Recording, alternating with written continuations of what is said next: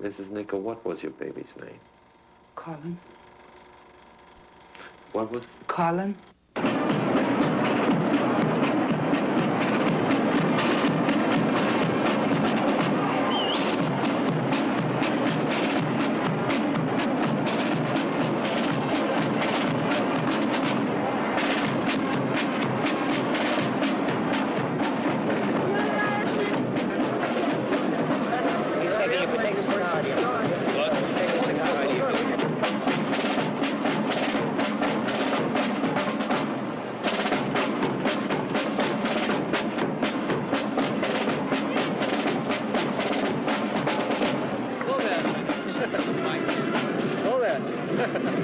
Where are you from?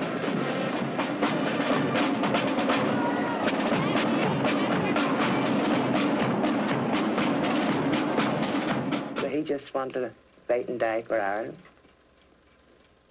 And he's got his wish. So he said he'd die for it. And he got his wish.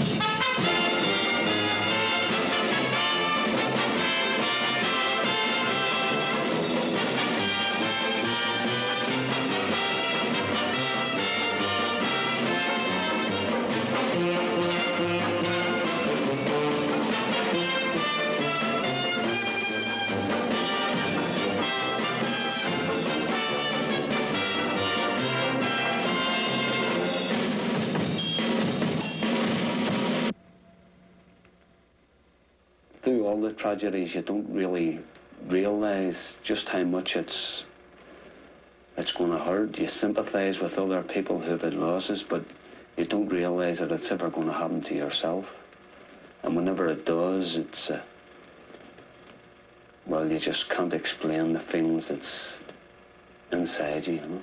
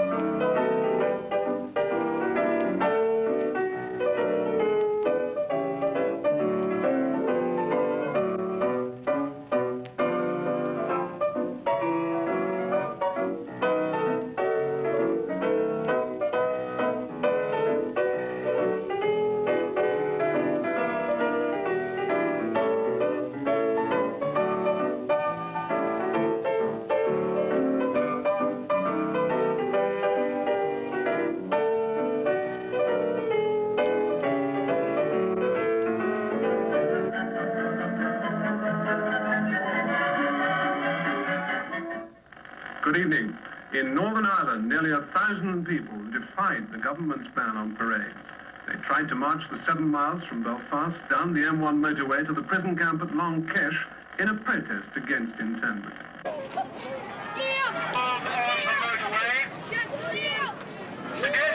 on the motorway, as you know, are not permitted.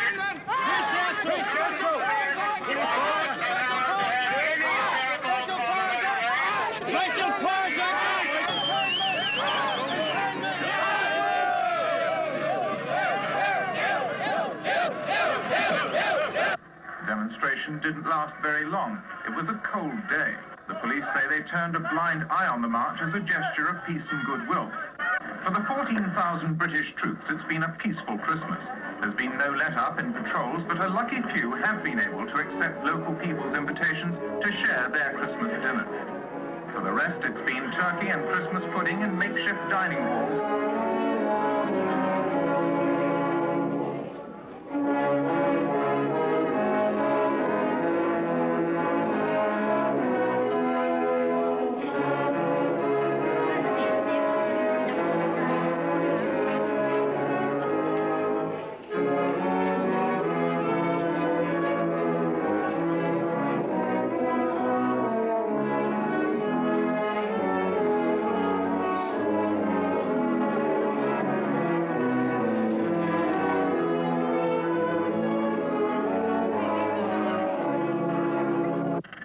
There was almost a serious mistake in the Ardoyne when an army patrol was ambushed by children who'd been given realistic-looking toy guns and uniforms for Christmas.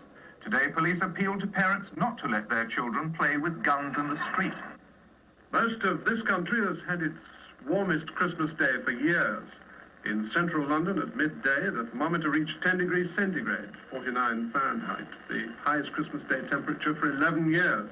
At Windsor, the royal family went to Christmas morning service at St. George's Chapel.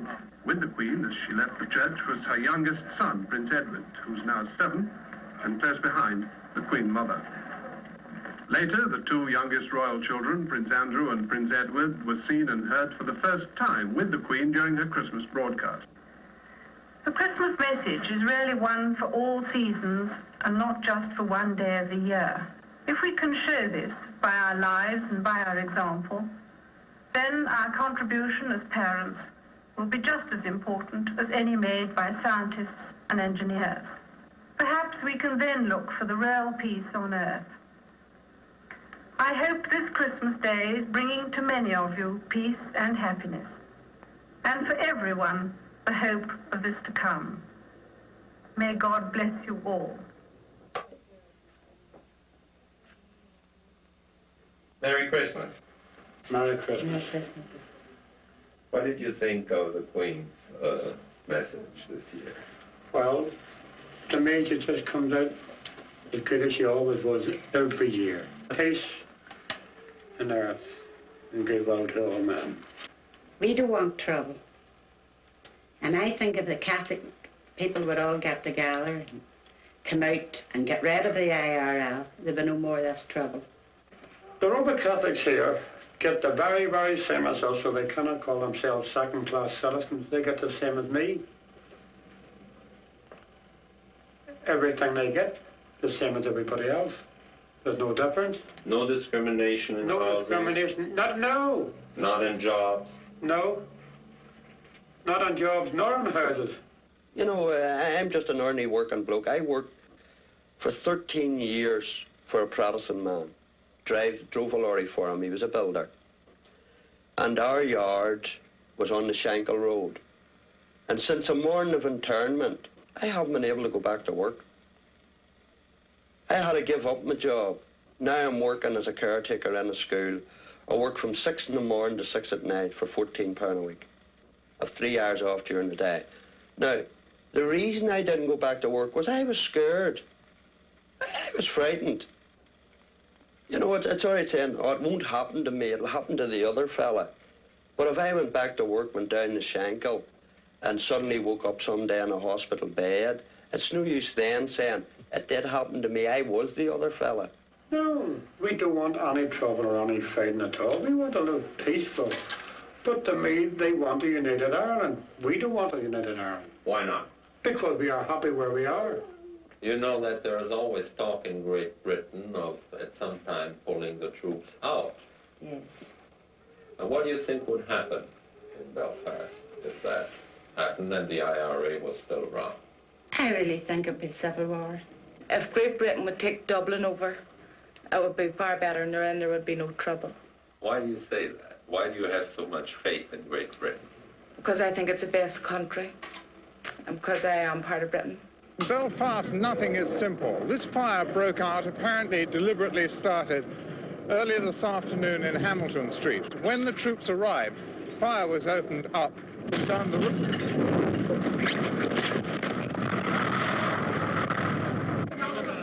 Get Dublin, sir!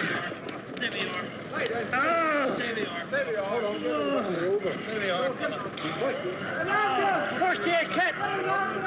Come on. First aid kit! Okay. Never mind there. Nobody in there? Three of us. No, we're up. I am angrier than I have ever been in my life as I see this little province of mine blown and blasted to hell by people I call gutter rats who have neither political sense, who have no conception of humanity. They are quite ruthless, and I think they will continue with their bombing and their shooting and their contemptible activities. I mean, this is a regular occurrence now. Every morning I have to make the kids breakfast because my wife is unable to move about the house. The kids are pretty good about it. They've been well conditioned to being without both of us. Well, I was in Long Kesh and Rita was in both the hospital and the jail, you know. And were they all alone then? They were with my wife's mother, who's elderly, but you know they pulled their weight and helped. They knew why we were both away, and they're pretty conditioned. All the children in Ireland are political now, you know. They just know what's going on. They've been brought up in it, and I think they had a misguided sense of pride, you know, that they had both their parents away, so, you know, the loss was mixed with a sort of pride, you know, and but they're very happy now we're both back. He'd been on the run for a month. He kept away from the house, but he wanted to see the kids. So I kept him off school one day, and he arranged to come around that afternoon. But somebody must have seen him come to the house, because he was only here about 15 minutes, and it was about 3 o'clock in the afternoon. The house was completely surrounded. They came in all the doors, completely armed. It must have been about 30 soldiers, completely surrounded the house and just burst the doors in. The kids were sitting on the back doorstep. 3 of them were playing on the doorstep at the back, and they came in, knocked them out of the way. Of course, the kids were screaming. It was terrible. I was arrested on September the 9th.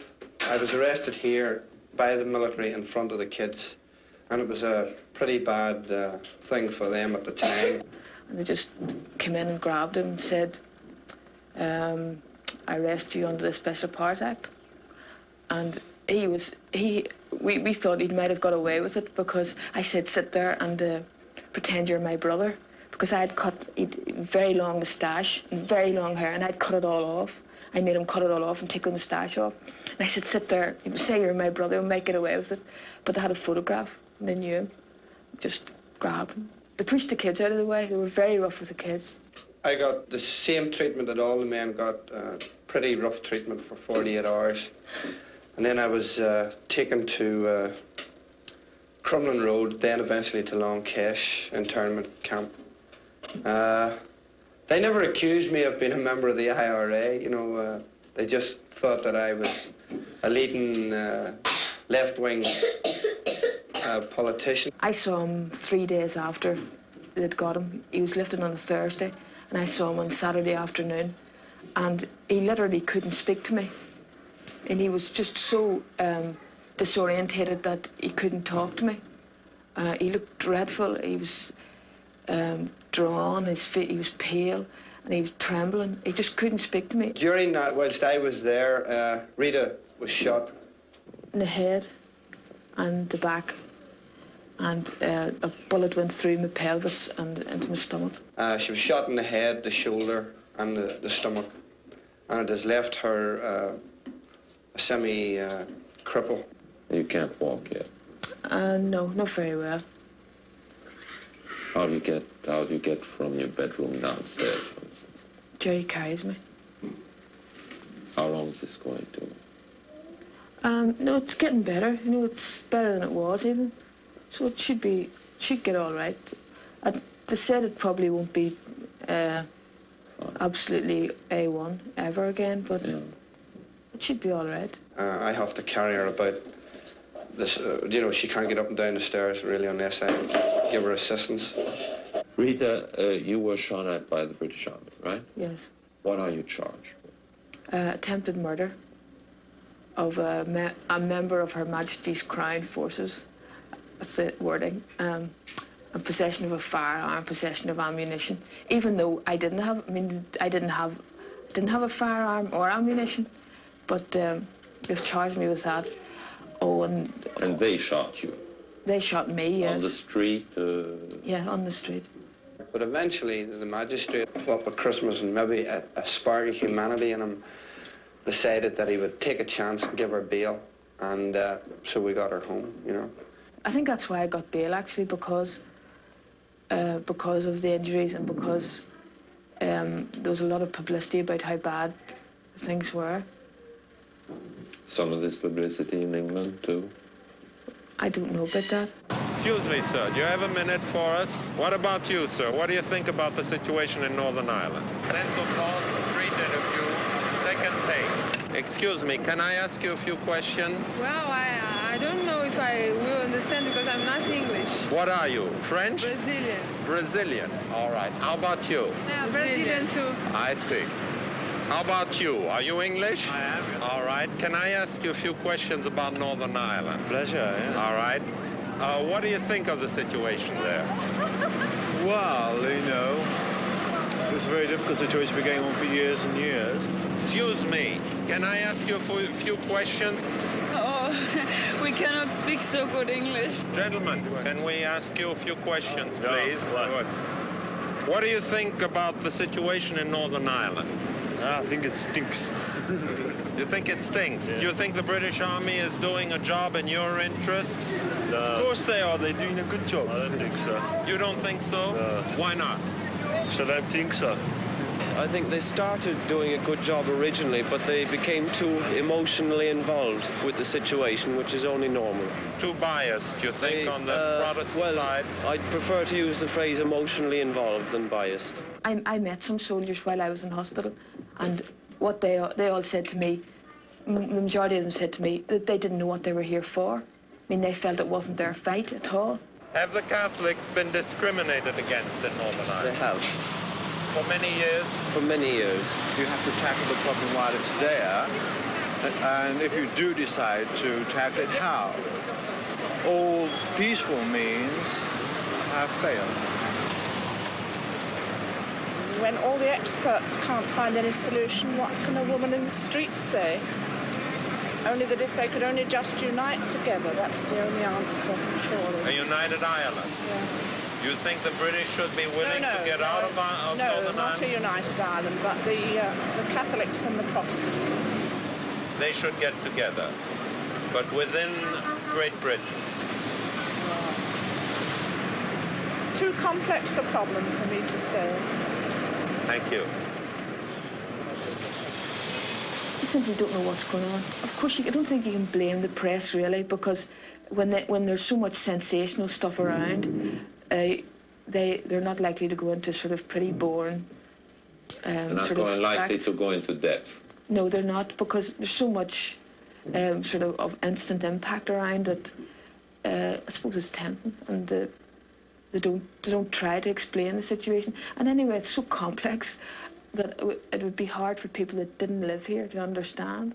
Do you think the Irish are troublesome as a rule to the English in English history?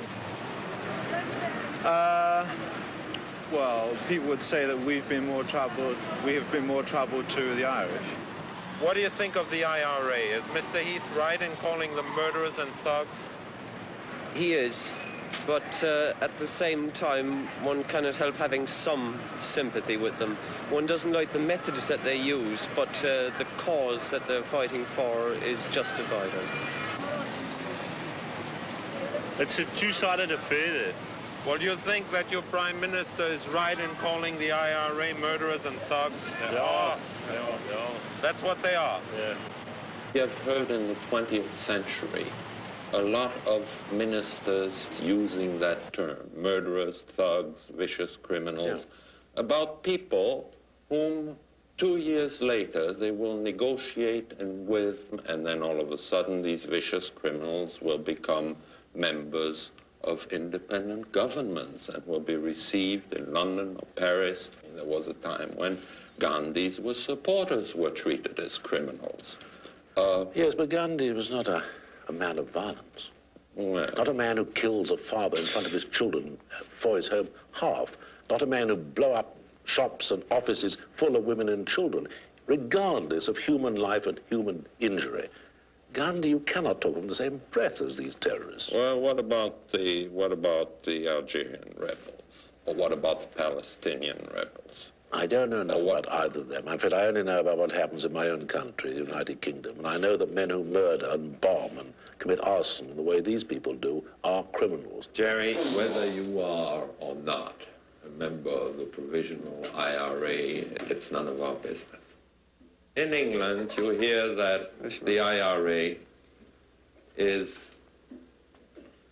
a collection of murderers and thugs. And you don't look like a murderer or thug. Yeah, well, I don't accept the logic that the provisional IRA are people who are fighting for an ideal. The ideal is the reunification of their country, which British imperialism, has... Don't worry, please. No. Which British imperialism has, in its own interests, have wrecked. So if people are fighting for an ideal, and they're fighting an army, 14,000 of them, and been murdered every day in the streets, does that make the British Army murderers and thugs? I know this, that the IRA is neither finished nor conquered. And I believe that before the end of this week, it will strike and strike hardly. I am addressing men and women in this meeting tonight. I may not address you next Sunday night. You may not be here next Sunday night. It's just as serious as that.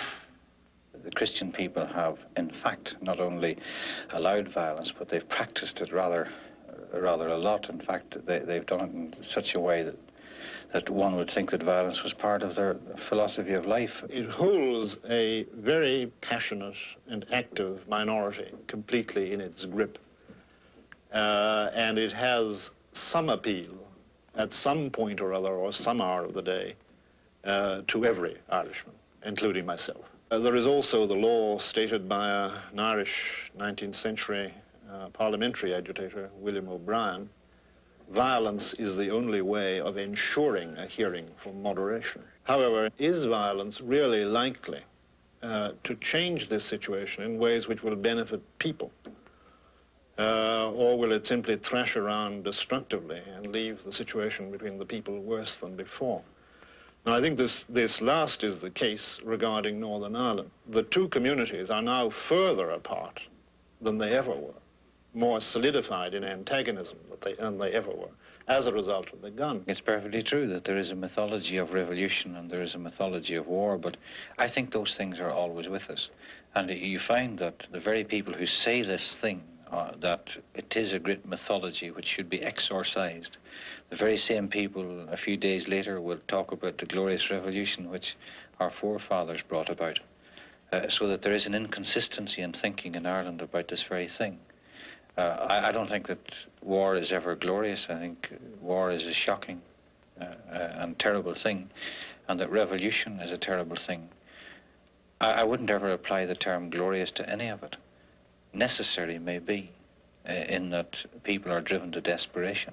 Necessary in this case? This is I want to be able to say no, it's not necessary. There are many Catholics the world over, in Brazil and in Spain and other countries, who have come to the conclusion that revolution is necessary. And Northern I don't Ireland. want to come to that conclusion, but I'm And afraid I've Northern been driven Ireland. to it. And Northern Ireland. Northern Ireland. One day this planet will rock under the judgment hand of Almighty God. But if they do these things in the green tree, what institutional Christianity has been a curse to our country. I would like to get rid of all the churches. If I could become dictator tomorrow, I would take every churchman and every church, if possible, physically possible, put the whole damn lot on a raft, take them out into the Atlantic and sink them. The things that you live for now, and cling to now, and think all important now. On the day of judgment, you'll be sorry that ever you knew the blessings and the pleasures of those very things.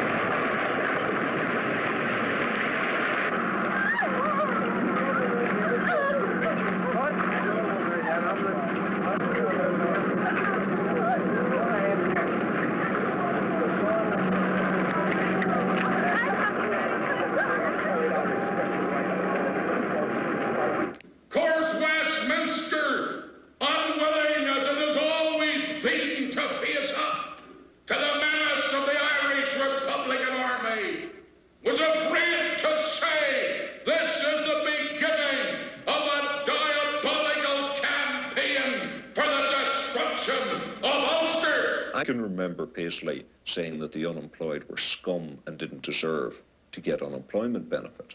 You know, even Paisley starting to talk in certain concepts of United Ireland. I'm not saying he's a man of God, but being a man of foresight, he's looking ahead to the possibilities of United Ireland. He recognises that England will not continue this campaign forever.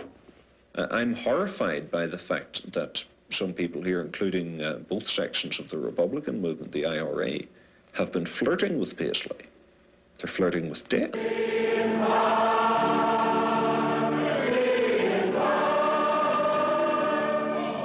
His attitude to the Catholics in particular is very similar to the Nazi attitude towards Jews. In his paper and the other extreme right-wing unionist papers, Catholics are called scum, lice-infested, socially, mentally, physically inferior, and so on. They're, you know, described in just the same way as the Jews were. And this could all build up to pogroms. It has led to pogroms against Catholics in the past. This is a printing shop. This is a printing shop, yes. On the 8th of May of last year, this building was entered by 3 or 4 terrorists, and they saturated the place with petrol and set it alight. My mother was in the building at the time, and she was burned alive. And the building was completely wrecked. We're just beginning now to get it back into order again. Your mother was burnt alive? She was murdered in the building by the enemies of Ulster. Through my activities, it was me that were coming after, but unfortunately, I wasn't in the building and she was. Who are the enemies of Ulster?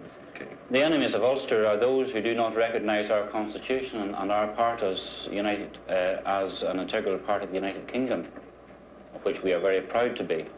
Are you interested in reconciliation with the Catholics of Northern Ireland? We have no reconciliation to make with them, only to ask them to make reconciliation with us. We didn't start the trouble.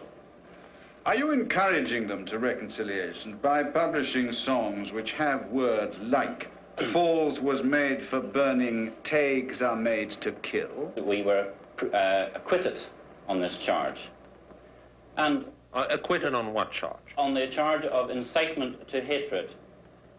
The book that you have in your hand was published to portray the feelings at that particular time.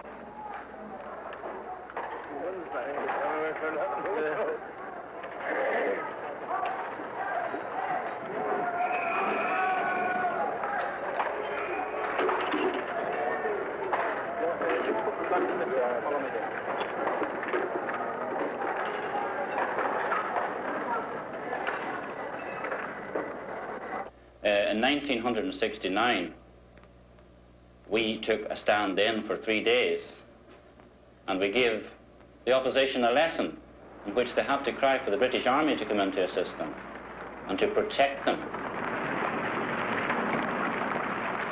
This man McTague had certain elements of people in these 3 streets who were working under his orders and who were intimidating genuine and sincere Protestant families to set their own houses afire, to coin a phrase from themselves. They burned their own houses in order that the Fenian bastards wouldn't get into them. Now that can be checked. What is the Protestant backlash? How would you define it? Are you part of it? The Protestant backlash will come, but not in the way that the press and TV would like it to come. The Protestants are not murderers, nor are they working in arson or in bombings. The Protestant extremists came and burnt the Catholics out. They started the burning. The Protestant is an entirely different person to the Roman Catholics and the rebels, as we call them, in that we don't believe in murdering, nor do we believe in arson, nor bombings. And just take, for instance, if the Protestant was on the offensive, God help them. The first Catholic home to go was number 18. The second Catholic home to go was number 4, which was my own. We asked the army would they stop them then, and they wouldn't stop them. And then they started wrecking houses further down the street here, right down to the break. They told us they were here to protect lives, not to protect property. So we tried to move up the street, and the extremists opened up a gunfire on us. Was lucky enough to hit nobody in the street. The army then pulled their Saracens across the street and wouldn't let the Catholic minority up, and they turned their guns on the Catholic minority. They started to open fire on the Catholics. Then we knew that the army was backing up the Protestant extremists. People had to get out in their night clothes, young babies and children. And they burned the factories that were on the Falls Road, that gave work to what little work the Catholics had. They burnt them down. We have seen incidents where 8-year-old girls will come tearing down the street and surround some man who happens to be caught in a Protestant district and shout Fenian pig and bastard. Do you feel that in any way there is any connection between these songs you publish and what we have observed? No, but let's put it into perspective. Saying, for instance, on the night that this building was burned, that we could have caught the 3 or 4 people who had done this deed. By all means, there would have been Fenian pigs.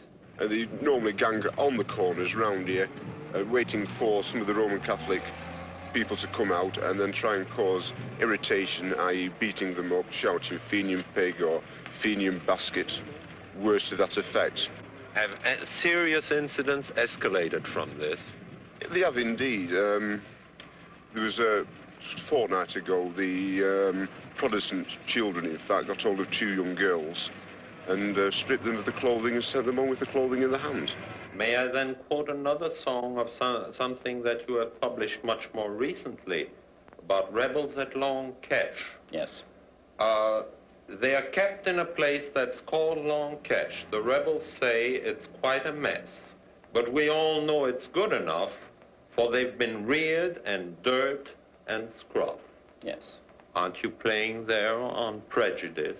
We're not playing on prejudice. We're actually stating a fact that these people, if, you see, you come back again to the fact of the Roman Catholic Church and their upbringing.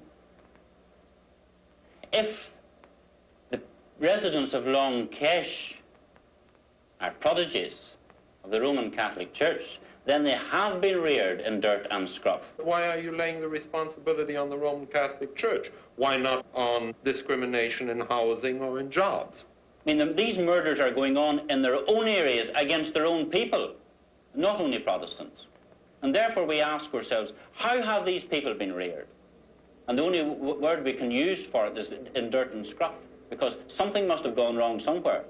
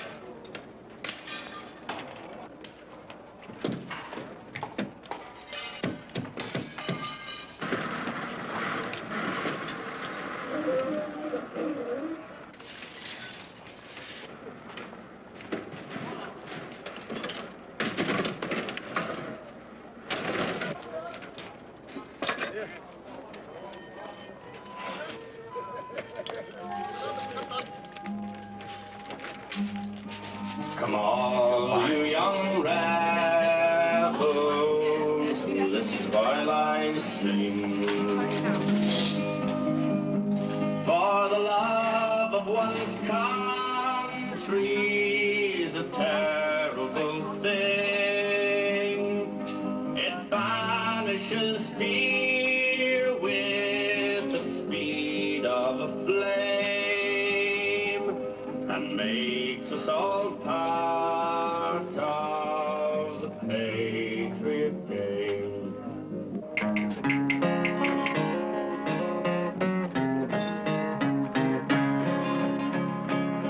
Get down from the mast, Irish traitors. It's the flag we republic and slave. It can never belong to free staters, for they've brought on it nothing but shame. Just leave it to those who are willing to hold it in war or in peace, to the men who intend to defend it until England's tyranny cease. And some of them just come here for a social evening. Many of them are on the run from the repressive regime in the north. They come here to rest up, exchange information, have a few drinks. Is that it? To meet friends, to relax, and it's a meeting point. And sing Irish songs. And sing Irish songs. Down from the mast, Irish traitors. It's the flag we republic and slave. It can never belong to free staters, for they've brought on it nothing but shame. Since August the 9th, it's been day in, day out of meetings, sometimes 2 and 3 meetings per night. It's continued for months on end. And despite the fact that it must continue, and I will continue at this work, at times I find it does get tedious.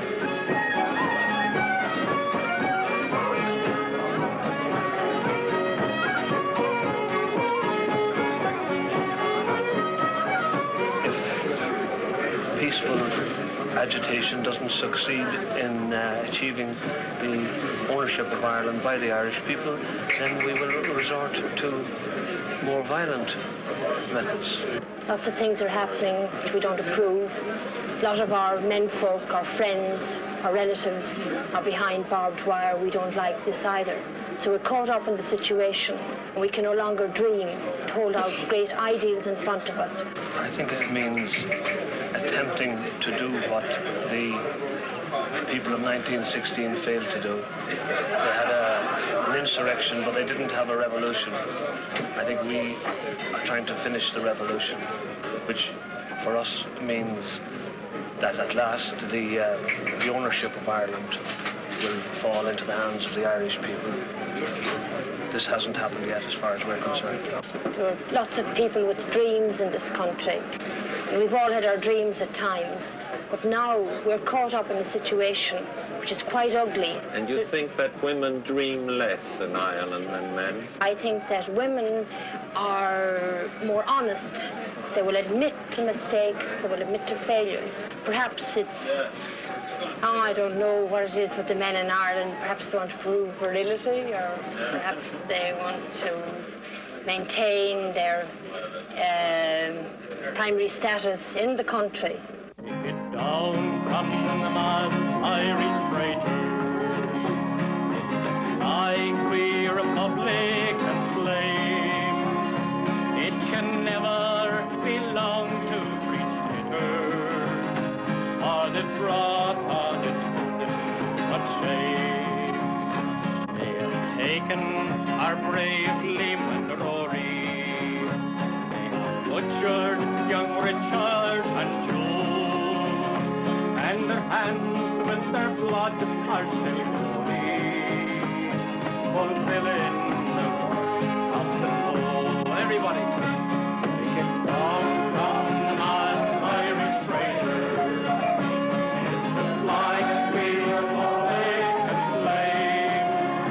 It can never belong to free staters, for they brought on it nothing but shame.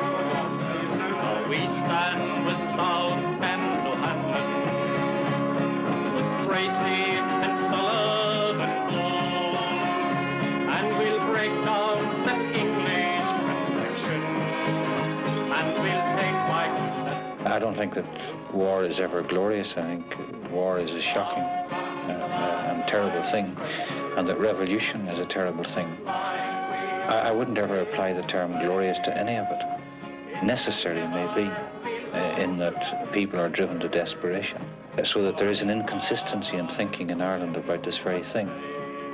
I still know the old songs. Some of them are disgusting. If not disgusting, at least sad, and certainly inadequate. But I still remember them because I grew up as a child learning them. And they still go to your heart? They do. I know instinctively. The things I was taught as a child, the British Empire on which the sun never sets and the blood never dries. You don't grow up in that atmosphere and forget it. One must hand it to her in the sense that she's defied her own church and beaten them, won, held a seat against their wishes. But she's not the head of a party. She is herself. As I grew older, I realized that you could fly any flag over Stormont and still have a 10% unemployment problem unless you get down to dealing realistically, not with the prejudices of people, but the facts that produce those prejudices, even if the people don't understand them.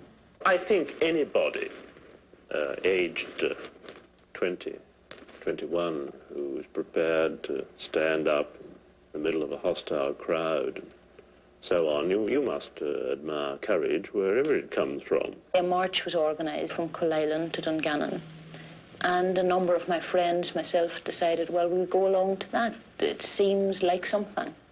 And quite honestly, that's all it seemed like. Just something. Their very first march, from Cullelan to Dungannon, it was interesting to note that that march was controlled and regulated all along its route by known IRA people. Whatever it was brought me to that meeting. It wasn't civil rights, because I knew very little about them. It was instinct, if it was nothing else. She merely fastened onto a campaign for civil strife to further her own ends. We sat in the middle of the road in a large circle and we sang Republican songs, old ones, songs my father had taught me, presumably other people's fathers had taught them. The myth of the nation, the myth of republicanism, once more found a voice. Civil rights is an honourable name in most parts of the world, but here, of course, it is merely a name. These are, in fact, people who are opposed to the state. People were asking when the next march, the next demonstration was going to be, when they could next stand up, as it were. And the occasion came October the 5th in Derry. I went again on that march, and it was that march that changed me. And on the 5th of October in the city of Derry, when they were engaged in a peaceful march, they were brutally attacked by the armed... It means Trotsyites Northern Ireland bombs. and communists. Since that day, there has been a vicious unionist reaction. The Minister of Home Affairs at the time was William Craig, who believed that every voice of protest raised against government, administration, anything, was a voice of communism or republicanism or would lead to the overthrow of the state. He still believes that. It is the duty of any state to use whatever force is necessary to deal with terrorism of this sort. And it's quite wrong for you or anybody else to suggest that this is a repressive attitude. It is a realistic attitude to deal with ruthless people who do not respect the rule of law, let alone democratic processes. I was relatively near the front, and I was just a pretty scared kid. And what terrified me more was, because I always look at people's faces, and I was terrified by the expressions on their faces, which was one of malicious enjoyment. Every policeman is not a sadist. He's a man who's doing his job, for the main part. And I think the problem comes when you ask what his job is. It was the belief of the police that they were fighting for king and for country, for state, for constitution, and for the democratic non-conformist religion. To save the Constitution, it was necessary literally to beat hell out of ordinary working people on the street. And that they certainly did. They just literally beat hell out of everybody. Certainly, she hastened my downfall, and I'm sure she felt that this was a grand thing to do. How did she hasten your downfall? Oh, by being a leading figure in the public, in the People's Democracy March from Belfast to Derry in January 1969. That, more than anything else in that winter, polarized Catholics and Protestants. That little straggling march of long-haired students was opposed in every village, every Protestant village through which it went. It was the failure on the part of the Unionist Party to appreciate this, that those who had previously been the have-nots before the introduction of the British welfare state would not continue to tolerate the conditions which had existed before. It was the failure of the governing party to appreciate this point that led to them to be unwilling to accept my political attitudes. The successful politician doesn't keep talking about what he will offer. He produces the goods. Well, of course, obviously one's open to criticism. Probably the people who are saying that are the people who most bitterly oppose the reforms which I did introduce. The fact is that the Stormont administration has been discussing local government reform for nearly 6 years without, as yet, delivering the goods.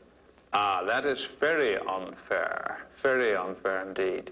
Can you name a country which introduces local government reform without talking about it for a period of time? Why don't you go back into politics?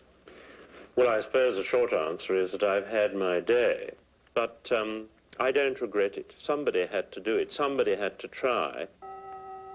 I don't know why I became the Member of Parliament for Mid Ulster. I was selected as a candidate, fought the election, and fought the election on a hard socialist principle, but nationalist, right-wing, left-wing, liberal, radical. The Catholics voted 95%, and they voted for me. And that was enough to win the election. Our children who come after us will keep the struggle until we finally achieve what we set out to achieve, the right of our own people to freedom in our own country. At the moment, there's a great mood of hysteria and emotionalism. People are not thinking clearly. It would be unreasonable to expect people to think clearly in this situation. But at the end of it, when the violence has ceased, and someday there must be an end to the violence, it will be the Social Democrats, the reformers, the people who believe in the unification not only of this country, but more particularly of the people in this country. They will be the people to bring about the solutions. Jerry talks about his constituents, and I happen to reside in Jerry's constituency. And we had 2 bars blown up in which a number of people were killed. Was not one of them. And he was not and did not appear at one of them. I recognise that the Protestant people were naturally in an emotional, hysterical frame of mind after the explosion took place, in which 2 young babies and 2 other men lost their lives. And it's one of the biggest regrets in my political life that I do not have the freedom that I would like to have to go into those areas, to be there when such an occurrence takes place, to visit their homes, as you could do in any normal society. Why don't you? But in Belfast, you couldn't possibly do that. You mean you could be lynched? It's one of the, certainly it could be. I believe that dreadful mistakes have been made. Many, many innocent people, both Catholic and Protestant, and indeed members of the British Army, have lost their lives. It's a very, very difficult situation in which a Social Democrat now finds himself in Ireland.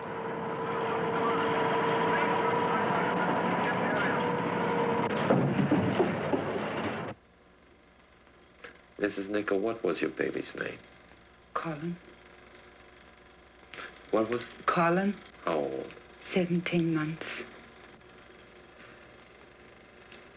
We adopted him because we had no children of our own, and we were married for 7.5 years. And maybe Jackie could Go ahead. Well, we thought it better that we adopted a child, you know, and we always wanted children.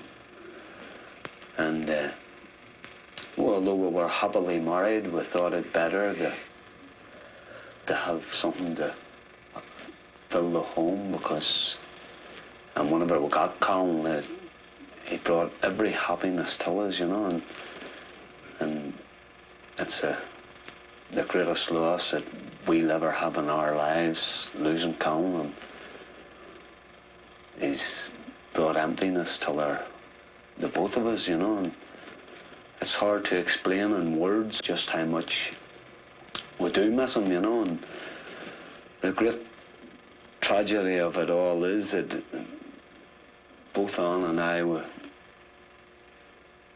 we just can't understand, and that he's away from us, that we won't see him again. It's through all the tragedies, you don't really realise just how much it's going to hurt. You sympathise with other people who've had losses, but you don't realise that it's ever going to happen to yourself. And whenever it does, it's well, you just can't explain the feelings that's inside you, you know. And the politicians here, all politicians, both here and at Westminster that I've heard, they only aggravate the situation, you know. They go on television and they make statements without knowing anything about Northern Ireland. Especially those at Westminster, of course, you know. There are politicians who are helpful probably to the situation here in Northern Ireland, but very, very few have come up with anything concrete that'll bind people together again. Before all this trouble started, Roman Catholic and Protestant were living in great friendship together. People may not realise it, but they still are. In certain areas, both Protestant and Catholic are still living happily together. And the terrible tragedy of it all is that so many people have lost homes, and so many people have lost loved ones, like we have. And these things are irreplaceable. No politician can replace these things. And the unfortunate thing is that people are too willing to live in the past and not in the future. They want to dwell on things in the past and not think of helping people in the future. And I believe it's only whenever politicians talk together and get round the table, because at the end of all the trouble, I believe they'll still have to come round the table and talk out the future of our country. And up to now, none of them are doing it. And they are playing with people's lives. And what happened to Anne and I losing Colin could happen to anybody in Northern Ireland. As I said earlier, you never expect it's going to be your own. You never think. You seem to have a built-in sense of feeling that it can happen to others, but it can't happen to you. My sister's only wee boy got killed in England in a car accident, and I went over on Friday. And that was the last time I seen Colin. And on Saturday night, well, early Sunday morning, Jackie came for me to bring me home, and it was Jackie who told me. I seen it on the television in England, and I says to the sister, "That's terrible. Babies getting killed." I didn't realise that it was Colin, and I never, until the day I die, forget seeing that fireman with the baby wrapped in a blanket. It'll always be in my memory. I don't know how I ever got home, and if anybody else had came for me, I don't think I'd have made it home.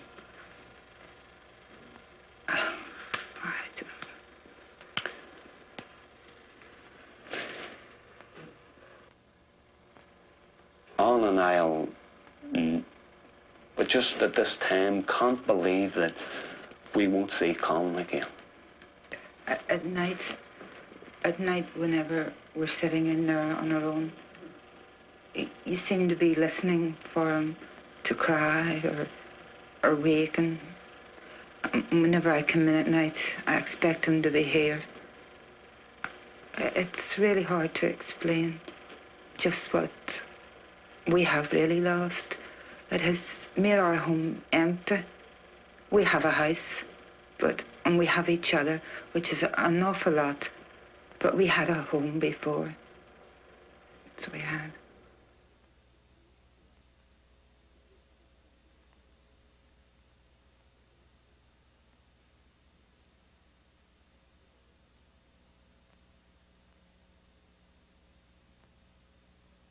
Coming down the road, me and him, and we seen them, three of them coming out of Ainsworth carrying parcels, and here's us.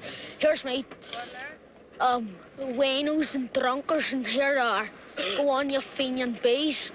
And then whenever we seen them coming out of Mill Street again, they hadn't got anything, and they run off into Ainsworth Avenue. They had diamond jackets and all on, boots, skinheads. How many were there? 3. Their ages varied between 19 and 21, roughly around that. They were young-looking fellas. And how long afterwards was the explosion? About 5 minutes. Where were you when the explosion went? Burns's. You might actually let us mull our father over, but if you're going to take him away now. No, we won't take him away. We just wanted to say someone can speak to him. I mean, if he knows something, there's a few stars. Instead of a prince, there is a pop star. What? And instead of going to a ball, she goes to a disco. Yes, that's right. Now, the story begins one night when an old woman goes walking. This old woman is as nutty as a fruitcake. Going well. I'm going to see me auntie. Is me auntie there? No! Then, all of a sudden...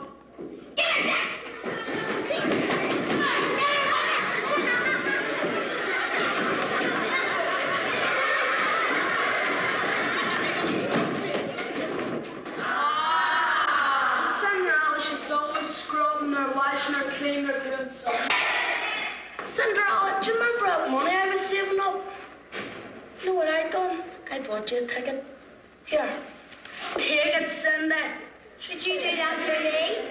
I'd do anything for you. Anything? Anything for you. I'd do anything for you, Cindy. Anything for you mean everything to me. I know that I'd go anywhere for your smile.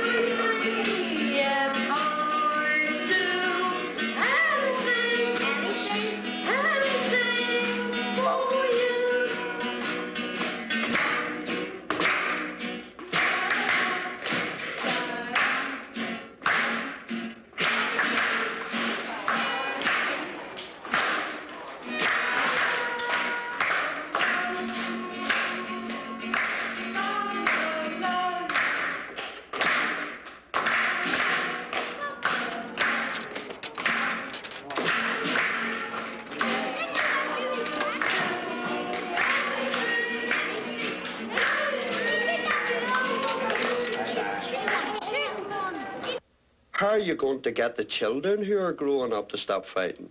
I mean, when I was a child of 9, 10, up until I was about 14, the sight of a policeman's uniform frightened me. If I was playing football in the streets or hanging on the back of a lorry and I saw a policeman, I ran with fear. But now, an armoured vehicle full of troops with riot gear and guns, they don't frighten the children in this district now. It's a pastime now to throw stones at the British Army.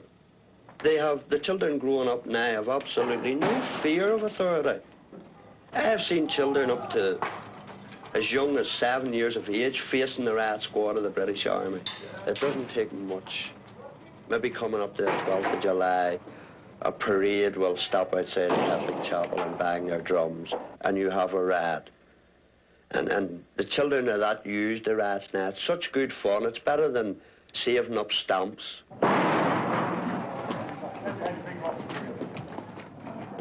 A lot of the young boys here, they're just like vegetables. As one young kid, a 16-year-old, put it when one of our members asked him why was he throwing stones, you know. And he said, they made a cabbage out of my father and they're not going to make a cabbage out of me. I mean, the youth of today is not going to accept what their fathers accepted. They want to do something about it. Throwing stones may be the wrong way of going about it. If these young boys had a job, they wouldn't be throwing stones and fighting the military. They'd have to go to bed so they could get up for work in the morning. School children's patrols are necessary to produce a military presence on the street while the children are going to school and from school, so the school children can see that they're there, and it's some comfort to the school children and to the mothers.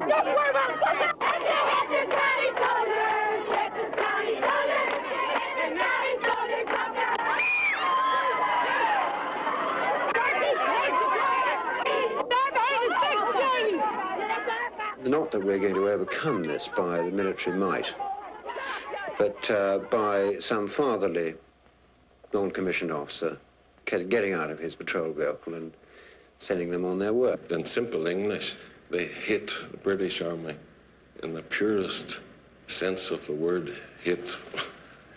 And it follows, I think, that they must tend.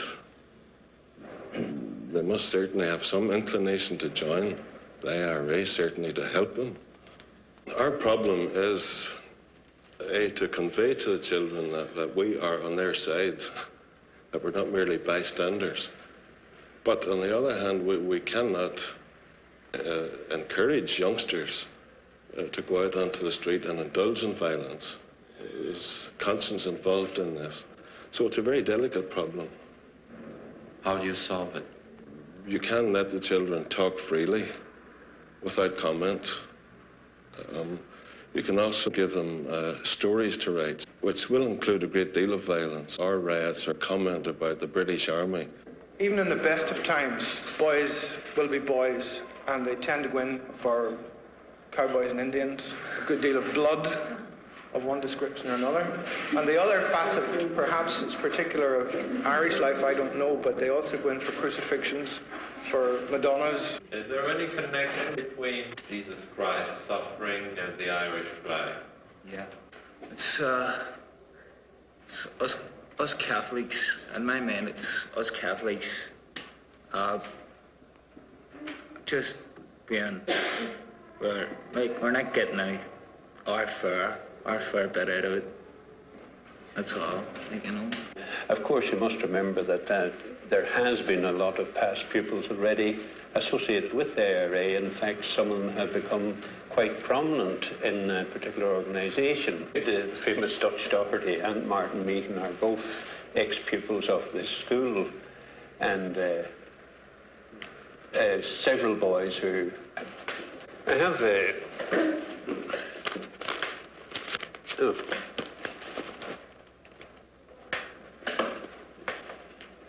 These are certain cards I picked out because of various things that had happened. This one here may be of interest to you. This is Dutch Doherty's card. Yes.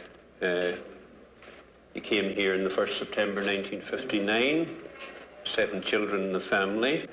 His intelligence quotient 103, which means he's a bit above average. He was in the soccer team. That's the soccer football, in case you don't understand. Here it says he's cheerful and reliable. But then later on, he got a little bit lazy. And there was a certain amount of absenteeism. And it says he might be too easily led by the wrong type. He gave a little trouble to his form master. He says he could go one way or the other. I don't know which way you would say exactly he has gone, but he's gone. You see, the argument is going to be not whether or not you were tortured, but where and by whom. Well, it was in Holyweed Barracks. I was tortured, and it was an RUC special branch, British Army intelligence, paratroopers, and RUC constables. They all took their turn at it. He was a pretty strong-willed sort of lad, and he didn't give an awful lot of trouble in the school, but no, he was a dependable type. He became a docker and was a good, hard-working type of docker. He says, I always worked for a living. This was some years ago he told me this. So he was an independent type of character, strong and forceful. He didn't ask me to come peacefully. I just sweltered him with buttons, rifle butts, and I had to try to defend myself as best possible means. What does it represent? The war scene. A war scene. Uh-huh. What's that flag there? The Nazi flag. I think the British troops in Belfast are doing the same as what they done to the Jews. They put us in an internment camp, and the Germans put people in a concentration camp, and it's nearly the same thing.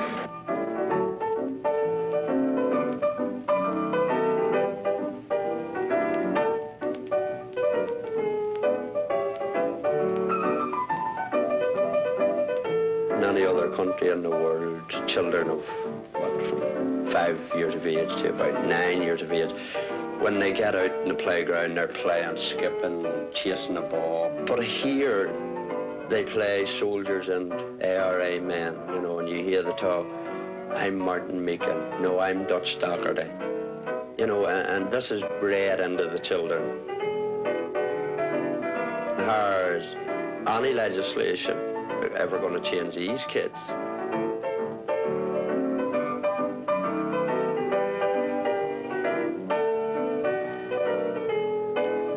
Yeah, there'd be no difference between, say, throwing stones at the United Nations troops and throwing stones at the British Army. Even the Salvation Army, doesn't really matter.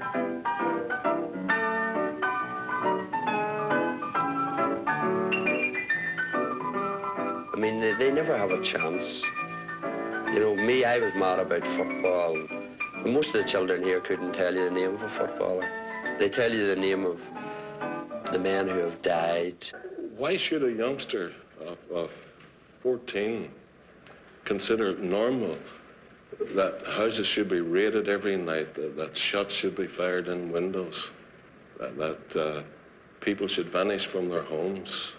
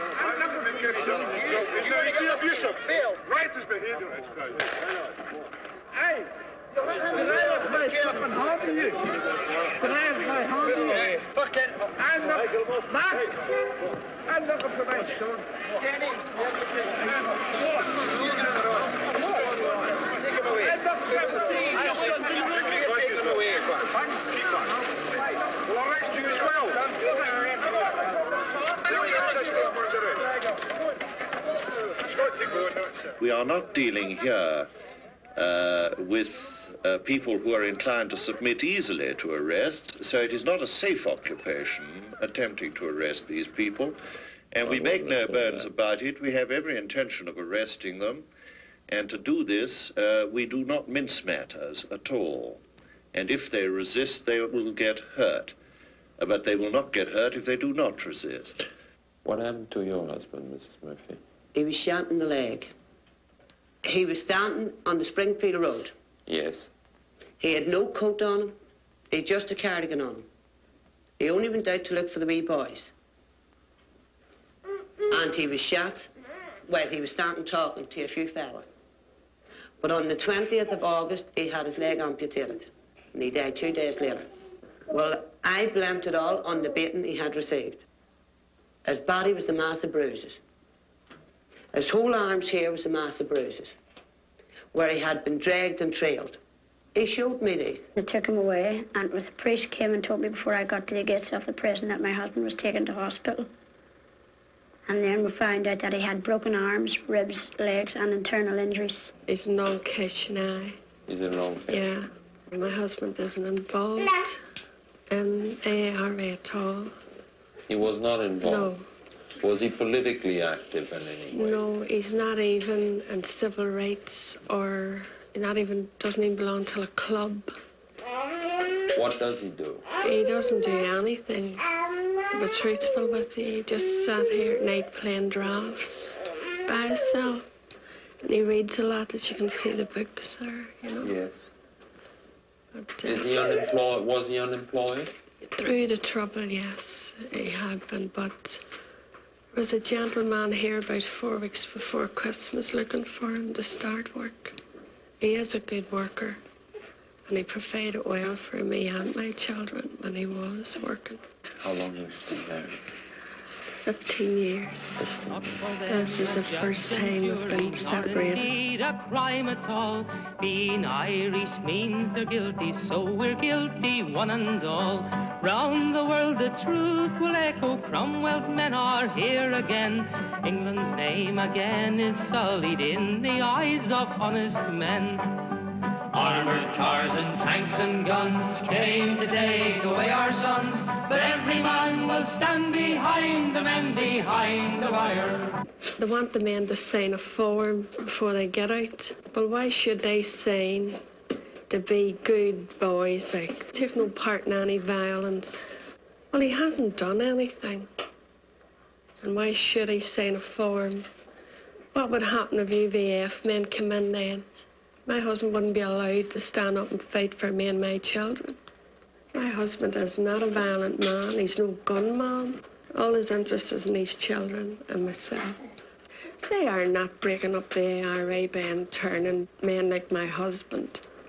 They're only adding strength to it. This is the Christmas cards from Longcash.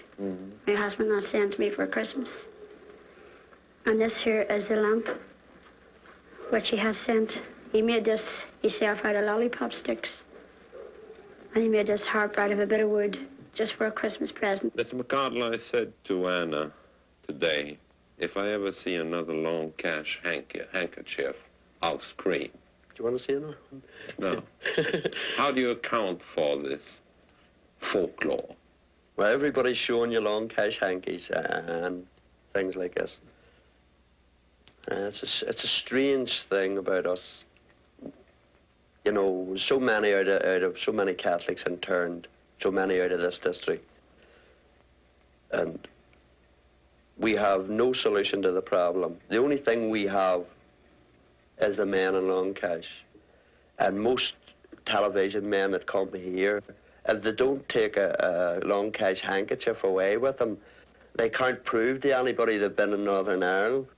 Well, from my husband has died, the British troops have hounded me 5 times in the 1 week. 5 times.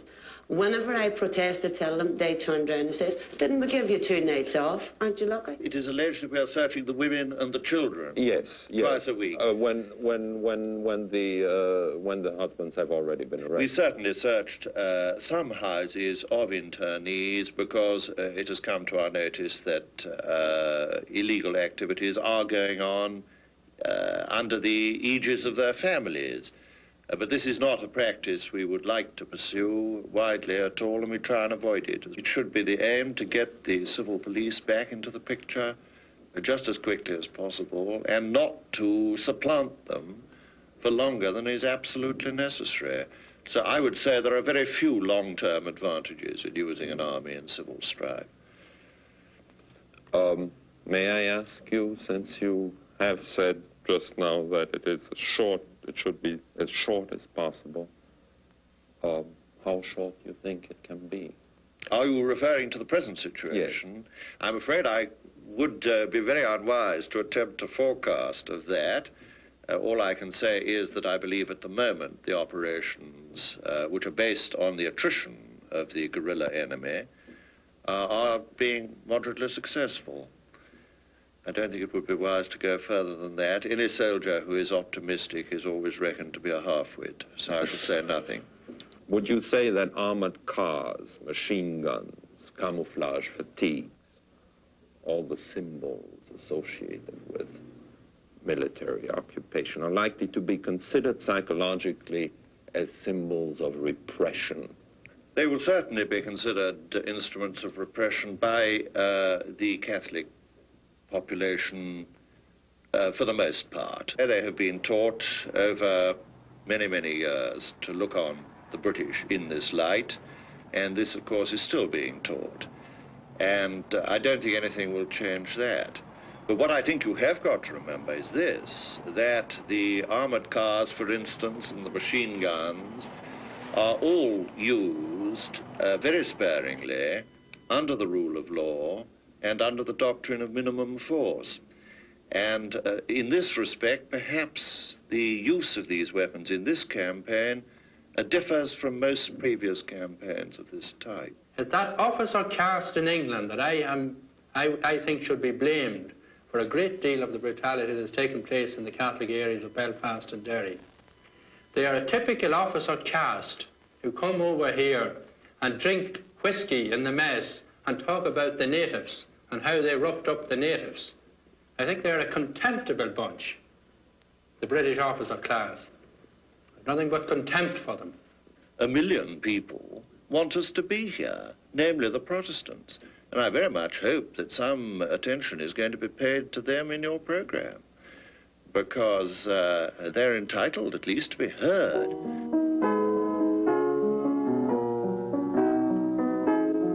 I think the army should try to get the people in the area on their side.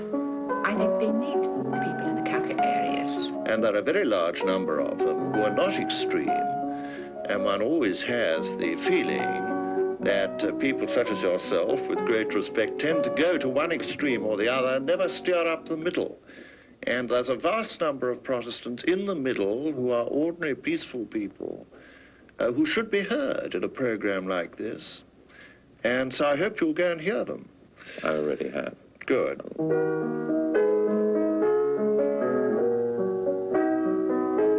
Miss Grant is a music teacher in Belfast and wrote a letter a few days ago, published in a local newspaper, addressed to General Sir Harry Tuzo. Miss Grant, what was in that letter that you wrote to General Tuzo? Well, I really wrote it because I know the people in Ballymurphy fairly well. And I've got to know and respect many of them. And know how they feel. And one thing that really has worried me is that they have no sense of protection. Now, whether this is right or wrong, I don't know. But they have no sense of protection from the army. And they feel that at any time, it is quite likely that some aggressive body will come into their area. I think perhaps the army is a unionist army, shall we say. Then it's repressive. I think it's repressive. If somebody is wrongly interned and they are then released, if that man has been beaten up or brutally treated in any way, I think if he didn't go in an IRA man, he's going to come out one. How long have you had this photograph hanging here? About 2.5 years. Then is it right to assume that you always have had Irish Republican sympathies? Well, yes, if you mean am I a sympathiser of the IRA, yes. You are a sympathizer Yes. of the IRA. If your son were to say in a couple of years, Mom, I have joined the provisionals, what would be your reaction? I would say do so by all means. Oh, yes, you would say do so I would say do so by all means. Because I think every man should fight for his country. Let him be English, Irish, French, or anything. I think every man is entitled to fight for his country. Last night, the wife of a man who was brutally beaten in army barracks said, well, if my son, who is 15, comes to me and says he wants to join the provisional wing of the IRA, I will tell him, go to it. Now, is that not the sort of thing that will keep the situation going and going and going? It certainly could. Of course, I don't know this particular case you're referring to, I deny completely that people are deliberately beaten in any way by the army in the process of their operations. But I do admit that violence does occur on arrest and that this is very often blown up by the propaganda machine of the IRA to represent a deliberate beating while the man is, as it were, powerless. This is, of course, part of their very skillful propaganda campaign, and they're not above employing wives and children to further their aims in this respect. So I say that I can get the IRA to desist from their violence, and I hope that if we do that, whatever is then achieved will detach the children from the purpose on which you say they are set. All right. Thank you very much. That the lot? I think so. Right. Well then, I'll beat it. Very nice to see you. Thank you for coming. Goodbye. Don't forget those Protestants, will you?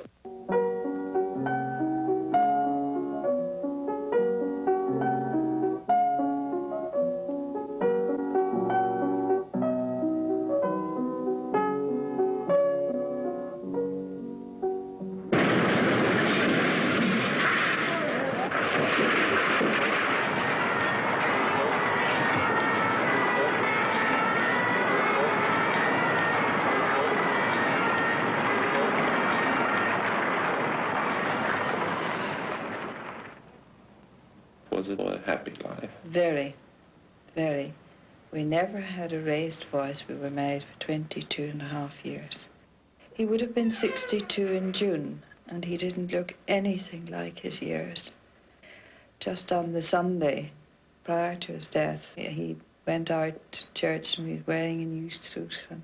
And I said to him, you know, there wasn't a man in the church to equal you this morning. You're grooming, and he always wore handmade shoes, and his suit was newly tailored, and he just looked magnificent.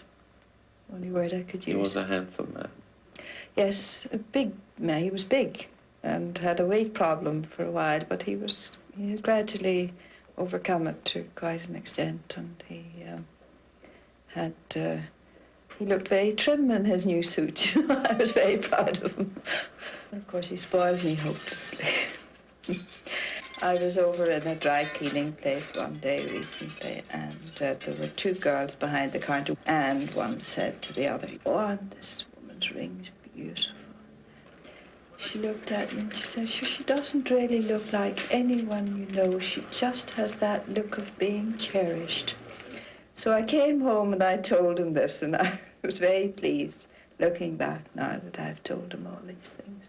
You have a beautiful rose garden outside, right in the middle of winter. The roses are still. Did he take care of those? It is quite a lot of it. Of course, we have a man comes in to do a bit of gardening, but he did most of the pruning and doing, you know. Took a great pride in his garden. There seems to be this feeling among some sections of the community that we're capitalist if you have a couple of cars or, you know, a prosperous business or live in a bigger house than somebody else and this sort of thing. It strikes me that this is possibly collaborators with British imperialism. Oh, well, we're not that. We're basically very Irish outlook. So when we decided to go to Italy 2 years ago, and this was a bolt out of the blue really for us, because Jack didn't like air traffic very much and he felt perhaps it would be too hot for him and so on. He got his passport photograph taken, he did all the things that one should do, bought a cine camera and everything. Long before I had started to prepare, he was all set. He loved Venice and the areas surrounding it that we visited, and we went again last year to the same place, and again we had planned to go this year. Loved it.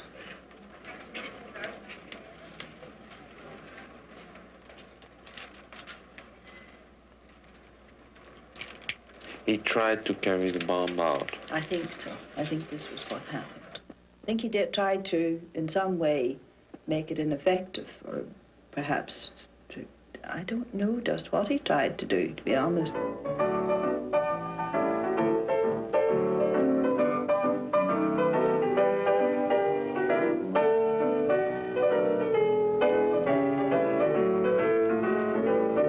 I suppose it must be about 3 years since I last swam in the sea. Not that I don't any longer like to do it. Somehow since the civil rights movement started for people like myself, there just hasn't been the time. So many people have forgotten what they used to do. Things like swimming, holidays by the seaside, whatever it was we used to do. I used to come here as a child. I suppose most families did do things like that. Now not just do they not do them, they've forgotten that they ever did them. They've forgotten that they used to enjoy them, and that given the chance, they could probably learn to enjoy it all again. I'd like to introduce you to our final speaker this evening, Bernadette Devlin. After 3 years of begging and demanding and walking and marching and pleading for justice, we know there is no justice from a British imperialist government. There is no justice from a government that has maintained a 10% level of unemployment. There is no justice from a government that has thrived on discrimination, on dividing the people of this community against themselves. What do you think of Bernadette Devlin? Nothing. Nothing. That type of person is a disaster to Ireland. She is immature. She wants to set up a United Ireland Socialist Workers' Republic, which has never worked in any, it's a political idea, which has never worked anywhere. Why should it work in Ireland? It won't. I do not want to see my country, I'm sorry, it's a very severe word to you, polluted with immature politicians. We've had centuries of them. My mother was never very political, but I remember every year the one family argument there ever was in our family was when it came to Easter Sunday. My father used to wear the Easter lily, which was an emblem of the 1916 Rising. And every Easter Sunday he would put his lily on his coat, and every Easter Sunday there'd be a row. Because my mother thought we should forget the past, and it upset the Protestant neighbours. So maybe what I have now I learned from him. I'd wear my Easter lily, even if it upset my Protestant neighbours. Don't underestimate, for heaven's sake, don't underestimate her ability. She's very clever, you know. She was educated on the educational system that we've got. And Northern Ireland. That's right. Part of her education Has been the greatest boom and what do you call it, and the... would she have ever got this education? No, if she had had to pay for it, she would have been possibly another poor girl. My father died when I was about 9, and as a family, which was frequently sort of thrown at me at elections. We were reared by the state, orphans allowance, widowed mothers allowance. There was a woman who lived across the road from us, and in the Protestant tradition she was a very staunch loyalist, but it never made any difference. At Christmas, birthdays, any special occasions, she would have baked cakes and provided the extras that normally we mightn't have had. Well, when I first contested the Mid-Ulster seat and held an election meeting in Cookstown, my own hometown, this woman, well, she's smaller than I am, a very frail nature, she was running after the lorry, screaming abuse at me, and the last words I caught were, "You Fenian bitch." He wants to see the Russian warships in the Belfast Lough. She would like to see red missile bases along the coast of Ireland that would threaten the United States and threaten the British mainland. She went to America. Yeah, the money that she got in the United States was used for the purchase of armament, machine guns, rocket launchers, bombs, and what have you. But to her everlasting shame, she got awarded a decoration that she handed to the enemies of United States administration, namely the Black Panthers. She was taken by the hand by the Labour government. That's right. That's right. Well, she was looked upon and at they thought there was nobody like her. Here was Joan of Arc. The only freedom we know is the freedom of the working class. We are the majority, and that's democracy. She was looked upon as a Joan of Arc. And one that I would like to set fire to. She'll die a revolutionary. She'll die a revolutionary. I couldn't agree with you more. Bernadette, how can the dream of a socialist Ireland become the light at the end of the tunnel when, because of Irish tradition, influence of the churches, education, etc., there are so few socialists around, North and South? And can you ask people to fight and suffer and die in the middle of the tunnel when the light is so far away? For a lot of people, they'd say possibly they'd rather die in the middle of the tunnel on the way to the light at the end than live a constant death at the dark end of the tunnel.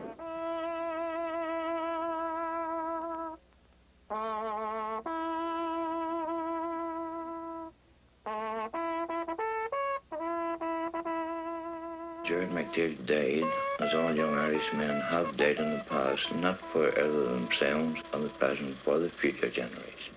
Each of us must live his life according to a certain vision and a certain purpose. For example, the fact that I believe in God, that I believe in the next life, the fact that that is my purpose, my guiding star.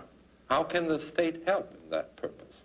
Well, the state can help by respecting religion, first of all, as the Irish Constitution does. There are very many people who feel the same way as Dennis Fall does about this. He would stand on a very conservative wing of the Catholic Church, and I think that he would take it for granted that kind of Catholic unity is a good thing.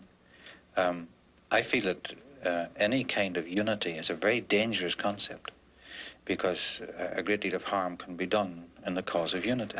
What a number of people are trying to do in the south of Ireland at the moment, they're trying to change this constitution of the 26 counties prior to a united Ireland or prior to negotiations for a united Ireland. To allay the fear of the Protestants. But I think people credit them with wanting more change than they do.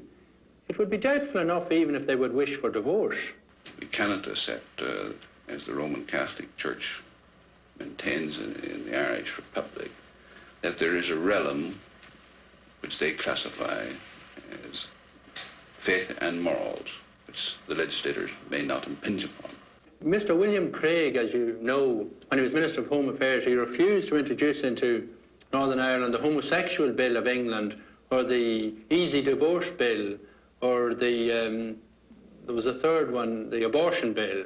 He refused to introduce those into Northern. The people of Northern Ireland wouldn't have those, and they would be much nearer to the Republic of Ireland, I think, in their attitude. So on those grounds you could get along with Mr. Craig?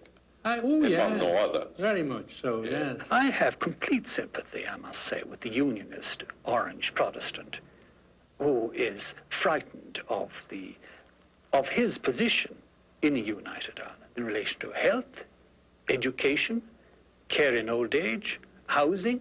We're far inferior to the position in the North, bad as it may be. The whole society of the Irish Republic is denied access to modern means of family planning, irrespective of what their religious convictions may be. The sale of contraceptives would have to be legalised with considerable safeguards for the Catholic people and for the youth of the country. Well, I mean, you wouldn't sell them in the colleges and the convents of Ireland. I mean, we wouldn't go to that. You wouldn't put them on public sale in the tuck shops of the schools. I mean, there are a lot of things you don't do, like, or even in the barber shops as they do in England. Yes, but this cannot be constitutionally guaranteed, can it? I mean, the non-sale of contraceptives in convents. Well, I think they could be sold by licence. And I presume no convent would apply for a licence to sell contraceptives. Right. But the point I'm making is that the Protestants of Northern Ireland are very moral people. I must pay them that tribute, and a very religious people, perhaps in a narrow sense. Oppressive but moral. They would be nearer to the south of Ireland in their opposition to permissiveness than they would be to what you have in England at the moment.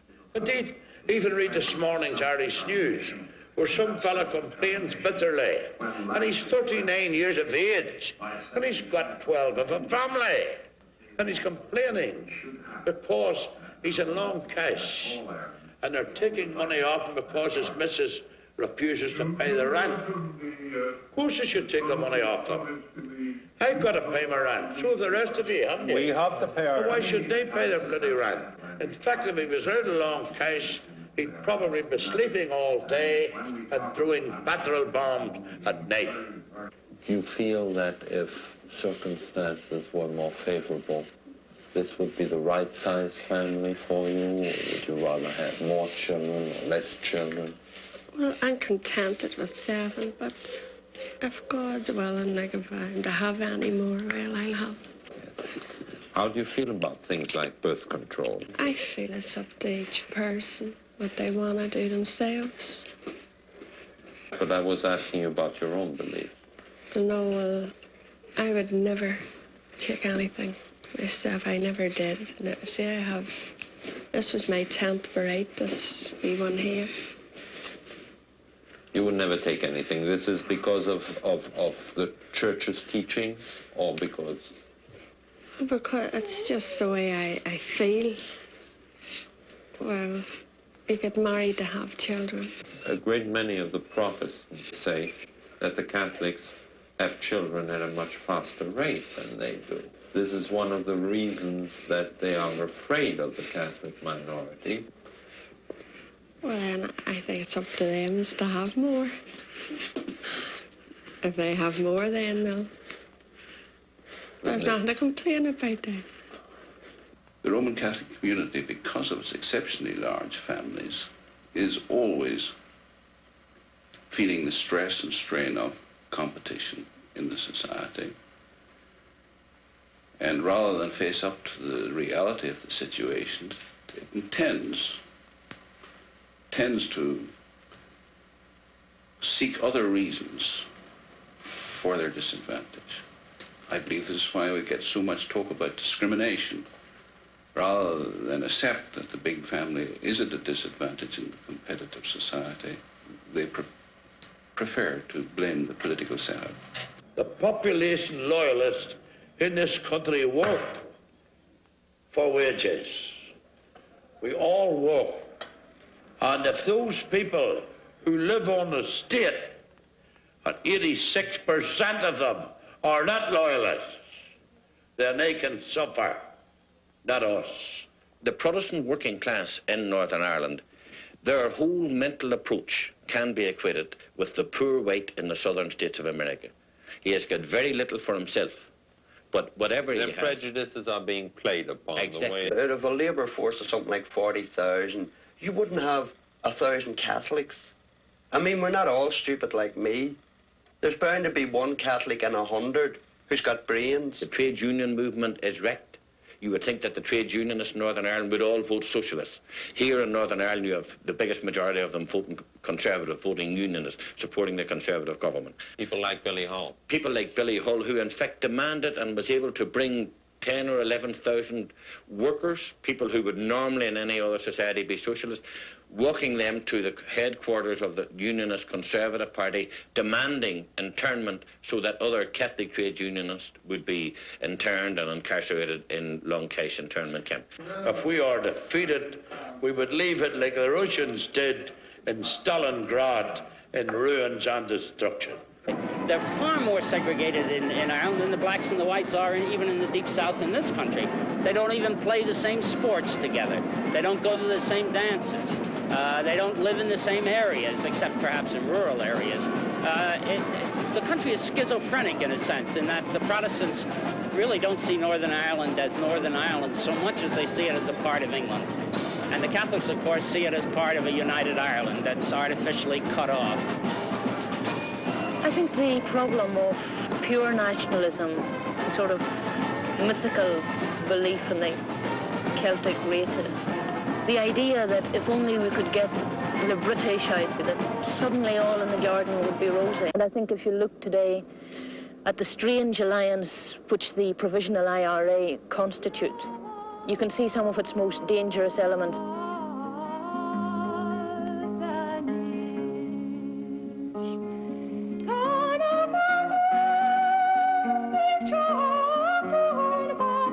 He just wanted to fight and die for Ireland.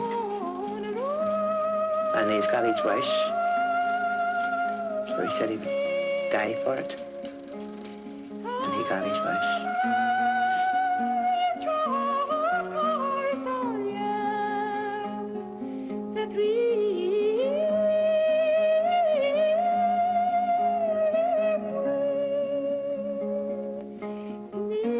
Your sister?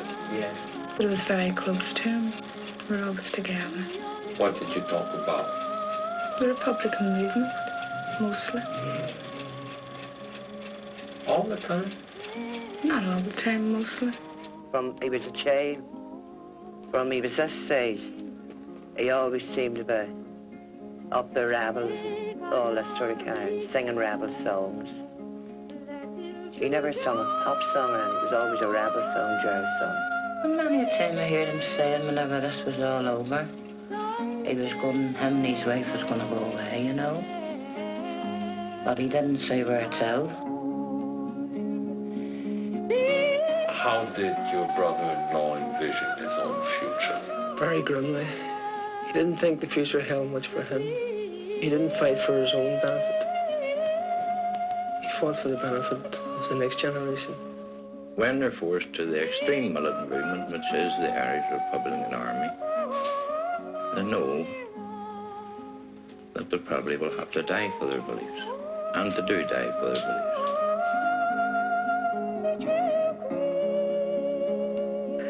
I never knew he was in it. I never even knew he was in it till about a couple of months ago. And he came in to me and he says to me, I'll not be in for a couple of nights. Well, you see, no matter what time he come in, 3 and 4 in the morning, I always sat and waited on him. And he said to me, don't be waiting up on me because I'll not be in for 3 or 4 nights. He says, Jared, why, what's wrong? And he says, never mind.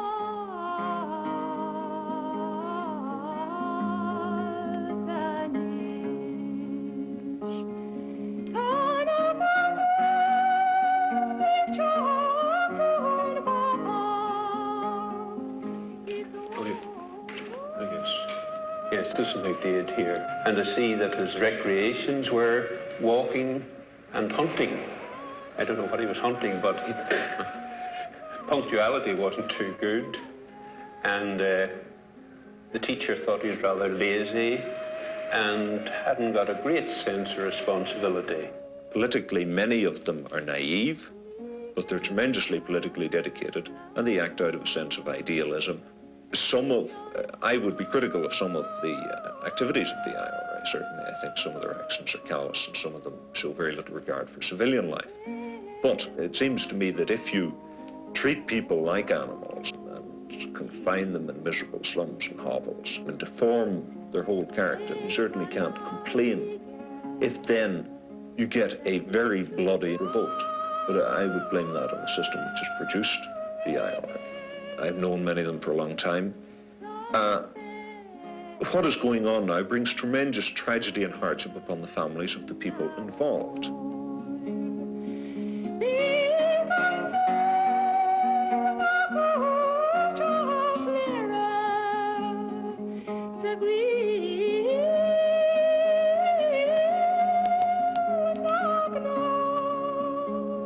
How do you feel about the British Army?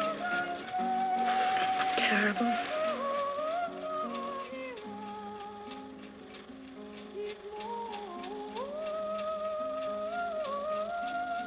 Do you think they're murderers?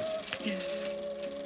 Do you think they are murderers because they were born that way? I mean, are they a special kind of people?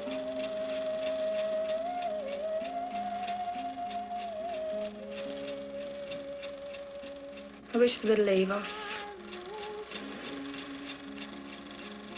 They don't seem to be doing a very good job anyway. They're not preventing the IRA anyway. You think the IRA will win? Yes. They'll not give up anyway. I see this little province of mine blown and blasted to hell by people I call gutter rats. And if they resist, they will get hurt. But they will not get hurt if they do not resist. There's even a suggestion that these people do it for fun, that the whole thing is just a collection of crazy sadists or psychopaths. I don't think that's true at all.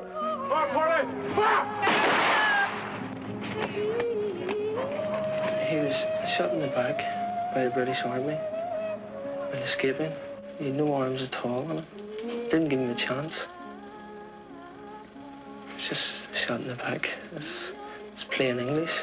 He was in a club for 2 minutes, and while he was in, the army came and they surrounded the whole place. And he ran by, we're all in the street here, and they let him pass because they knew that they had him trapped in an entry. And he ran up the whole street here, his own street, where he was reared and born. This street here? This street. He ran by all the windows. He wasn't going to anybody's house, you see. And as he just got round the corner to get into the lady's back door, the soldiers shot him from the entry.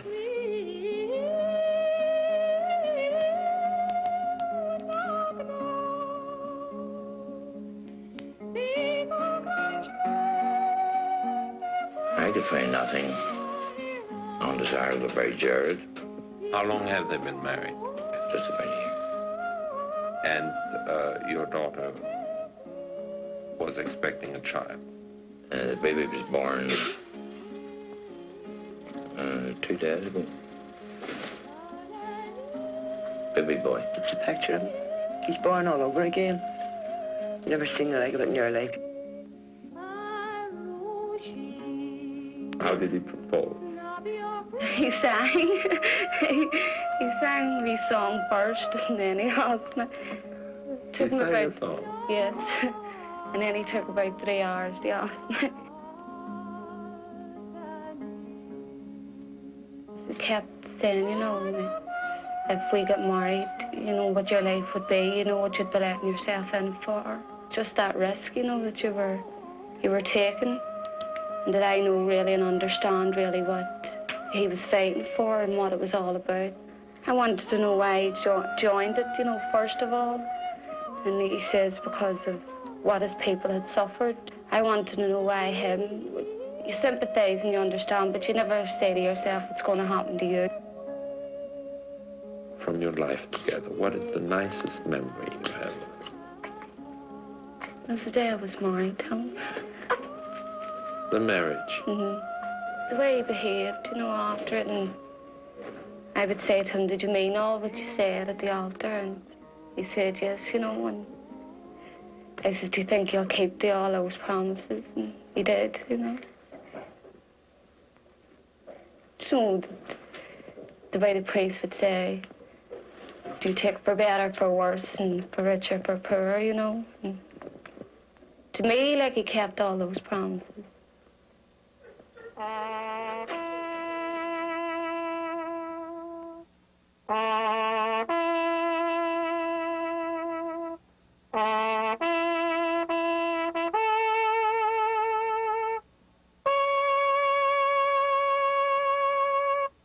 By the United Irishmen, support the IRA. United Irishmen 500. By the United Irishmen, support the IRA. Lucky Star. Support the IRA. Victory! Wait a second, I got it.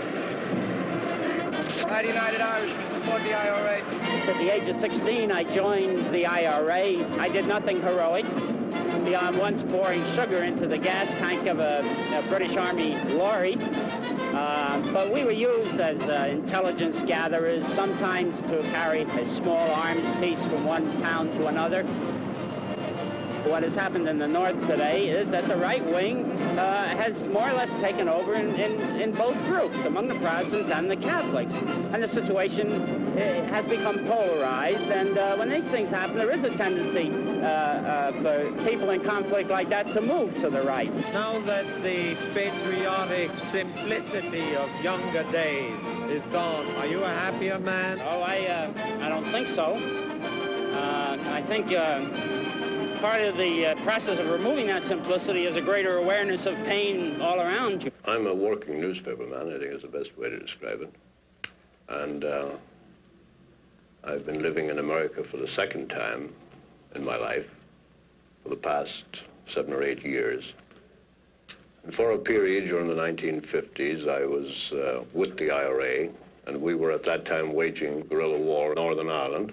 We were defeated, I think, because the government in the Republic of Ireland took very severe action against the IRA guerrillas at that time, and it jailed. The ministers who did this were, to a great extent, former leaders of the IRA. I'm referring to people like Mr. de Valera, for instance. That is true in the case of Mr. de Valera. Of course, Mr. de Valera was a former leader of the IRA. That type of thing, I imagine, happens a lot in politics. This nation, you know, has had a history of sellouts. It's in the process of being resold out again. 1916, to me, was an enormous failure. It was a futile gesture on the part of the men who went out and gave their lives very courageously and very bravely. I joined the IRA as about 16 years of age, and it was about January of 1956. I felt that this was something I had waited for a long time. You know, to go out and be part of the struggle to overthrow the British rule in Ireland, and if necessary, die. Since then, as a movement, we've learned that what we're struggling for in this country is revolution, and that one of the most important things about revolution is that you recognize your enemy.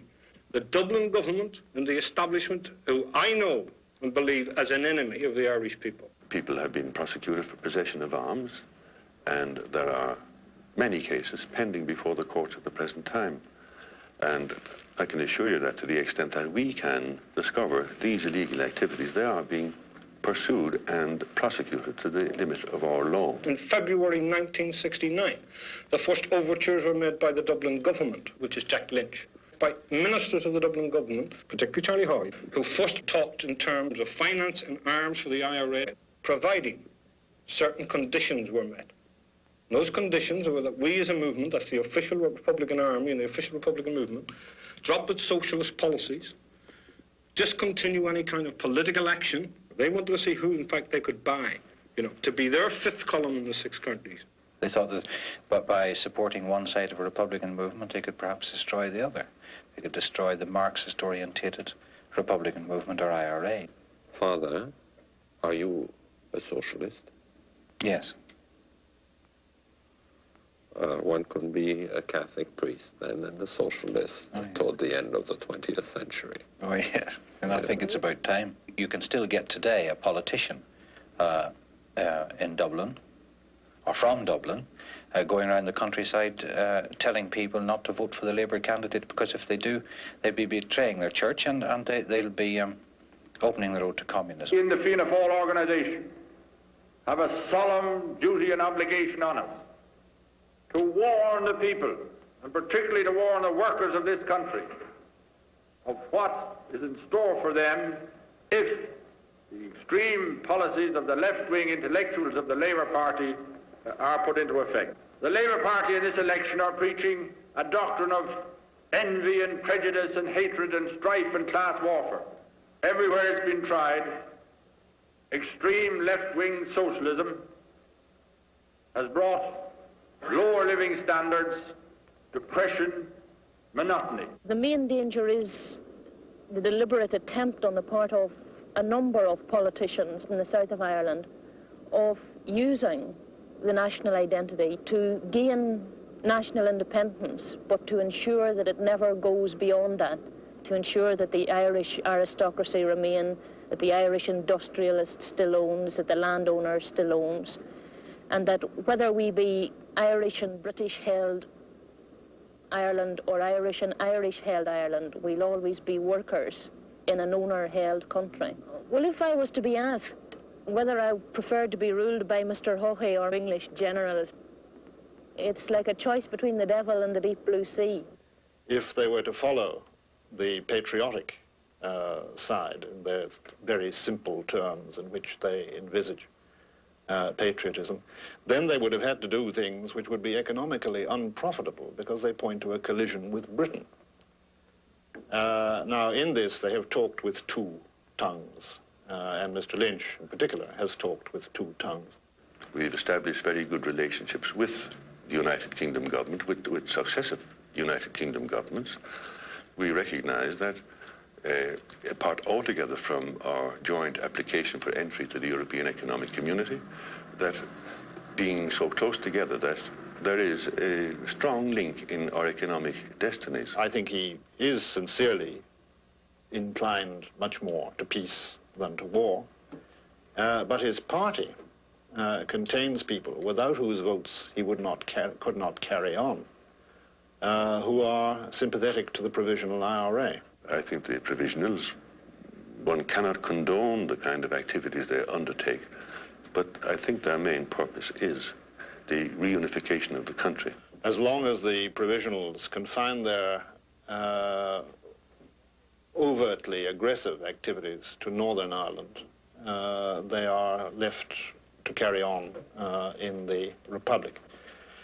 The official IRA is something else because they're committed to action against the Republic too, so relations with them are considerably more tense. Certain types of military actions by the provisionals have alienated sections of the population, beheading shops, blowing up pubs, the dangers of sectarianism, you know. And I don't accept that those dangers have in any way lessened. I think they have increased. Actually, the official IRA have in many cases quite unjustifiably criticised the provisionals and have been more harsh in their criticism of the provisionals than anybody but the unionists. They also seem to deny that the campaign of violence here is justified, which we find incredible. I have no reason to believe, from my knowledge of the provisionals, these young men are not just as obscurantist, just as conservative, and just as sectarian as their Republican predecessors in 1916. Not only did they refuse to create a socially just society, they refused to create the constitutional and legal position which would allow a significant Protestant minority to feel that he need have no fear of his great fear. Home rule is Rome rule. I believe that our successive Republican governments here have justified that fear. And I admit that there are fears in the Protestant majority in the North that if they came into a united Ireland, there would be then a minority, and that they might in some way be subject to repression. We have been trying for many years to banish any ideas or any fears that they might have in that direction. The allegation that we are ridden by Rome rule is completely false. 20 years ago, I was Minister for Health, and was bringing in a health scheme which was to give free maternity and child welfare service to mothers in motherhood and children up to the age of 16 years. And the Catholic Church decided that this was contrary to Catholic social teaching and that I should not be permitted to do it. And the eventual outcome of it all anyway was that I wasn't allowed to do it, number one, and that the government then fell. I don't really think that any of the parties have changed in their completely subservient attitudes, and this I include my own party, the Labour Party, completely subservient attitude to the Catholic Church. It stems really from the Church's role in education. Give us the child and we will answer for the man. The man became the electorate. The electorate formed the cabinet made the laws, and the Parliament then, they could predetermine the type of law turned out by our Parliament, and they've done that. Our Constitution is a written one, enacted by the people.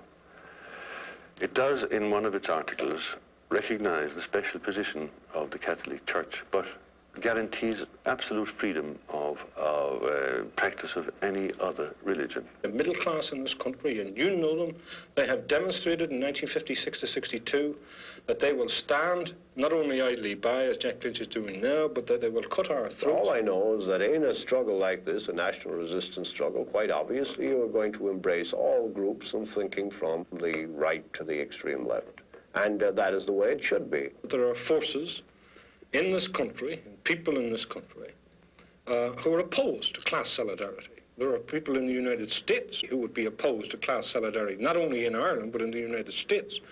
The Irish in America, for example, don't relate to that insofar as they have never really analysed the situation and what drove them out of their own country. You must examine the reasons and objectives of people like the Mayor Daly's, people like of his ilk in the United States, who stand with everything that is reactionary. I'm not going to waste my time. Well, he has talking taken about certain Mayor Daly. stands, public stands on issues of freedom in the United States. The most important stand he has taken as far as the Irish situation is concerned is that he is against British interference in Irish affairs, and that to me washes an awful lot of sins away.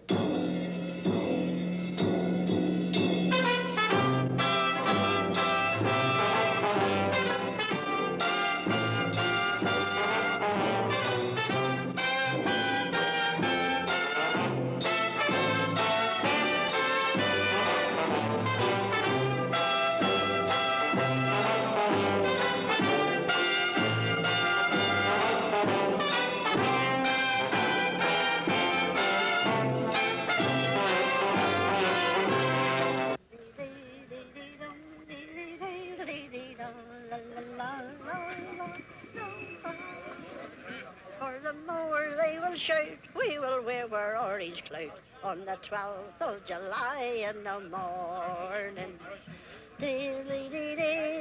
I wouldn't buy for the sun-cold Tories in the morning. For the moor they will shout, I will wave my orange cloak on the 12th of July in the morning. No surrender, not an inch. Loyalists of Ulster, do hereby declare our intent to maintain Ulster's allegiance to the Crown, our British heritage, traditions and way of life, and more specifically, to prevent the inclusion of Ulster in the Irish Republic. And I will ask you to subscribe to it by raising your hands and saying, I do. I do. I do. Is there any among you who dissents? Thank you, ladies and gentlemen. We will fight on, we will be right.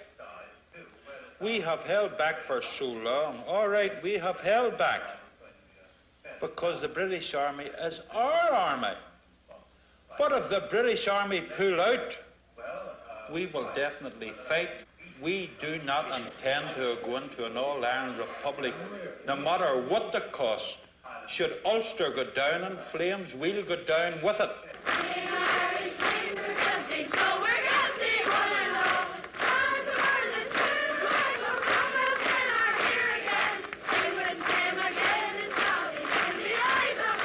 This initiative is not only by now far too late, but it is also far too little, and it will not be acceptable. How can you ask people to suffer, to die, to fight for a long-term objective of a socialist united Ireland when you know there are so many cards stacked against you? Well, for one thing, we don't say to people that this is an easy struggle or that it will be over soon. Though, not to be unduly pessimistic, I think we're winning in Northern Ireland at the moment. I think the Unionists are on the run. But there will be other rounds in the battle. Is that religious difference worth so many deaths, so much maiming, so much suffering? Well, of course, all down through the ages, people have been prepared to die for freedom, and we would certainly be prepared to do so here in Ulster. A few nights before Christmas, Anne-Marie Caldwell was coming home from a dance in the centre of Belfast. To be home in time, she and a girlfriend hitched a ride with a boy who was driving an ice cream wagon. Because of the curfew imposed by army authorities, all vehicles are required to drive without headlights. Coming around a dark street corner, an armored car of the British Army crashed into the ice cream wagon. It was just part of the situation in Northern Ireland, probably nobody's fault. Anne-Marie's girlfriend was hurt, but not seriously. Anne-Marie was killed instantly. She was 16. We were in the dance. We were dancing, you know, and then at the end of the dance, and we just went on up home, and that was the last time I saw her. What time was this? It's about 11:10. That's rather early to leave a dance, isn't it? Well, the dance goes over at 11. Sometimes blame ourselves. Maybe if I hadn't have told her to be home early, she mightn't have took the lift to get home in time, you know. You enjoy dancing? Yeah. Anne-Marie did too? Yeah, she loved it. And she looked forward to going to it on Sunday night. Every time she came into the house, she had the radio on. And all she done with her money, she had a wee job on a Saturday, and all she done was buy records with the money she earned. She just enjoyed herself, and everybody that was with her did too. What were her favourite records? Well, she loved James Taylor, You've Got a Friend, and Melanie, I got a brand new pair of roller skates. She might have sometimes called you square, you know, because you weren't interested in the same music as her, you know. She'd have said that, Mummy, you're a square, you don't know what you're missing and all, you know. She tried to convert you. She tried, yeah. But she had a sense of humour. Probably took it off the mother. She didn't take it off to me. We haven't got much sense of humour. Are you sure? I'm sure, all right.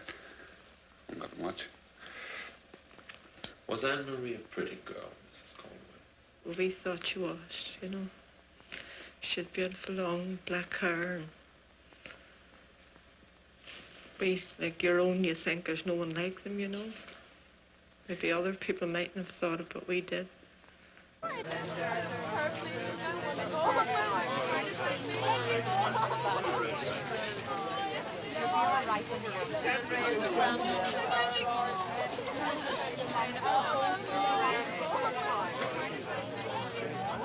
Mommy! I'll be okay. Please pick me up. Look, come here. You're all right.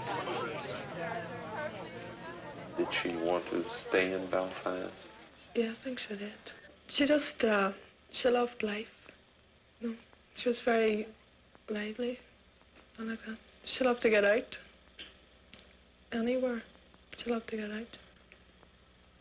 And we used to sit in school and talk about it the next day, you know. Talk about boys? Yeah. Most times. What kind of boys did she like? The best looking ones there was. You know, it wouldn't go into my head that she was dead. That's all, you know. Just, I couldn't believe it. Who told you? A friend of mine, another friend. Here to move on. I don't care about these people, this girl that's dead. You're just telling people to move on. Their CEO's coming. But people don't want to see their CEO. They want to see a priest. They won't get a priest. They wouldn't phone for an ambulance or nothing. I had to go up and phone for an ambulance. And I didn't know until the next morning.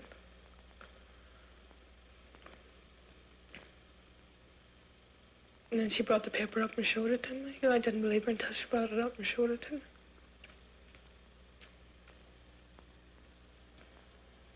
The police or the army never even got in touch with us, not even by letter or anything about it. It's just as if to them she was no one. And that's it hurts as much, so much like that it's just like no one to them, but it was everything to us.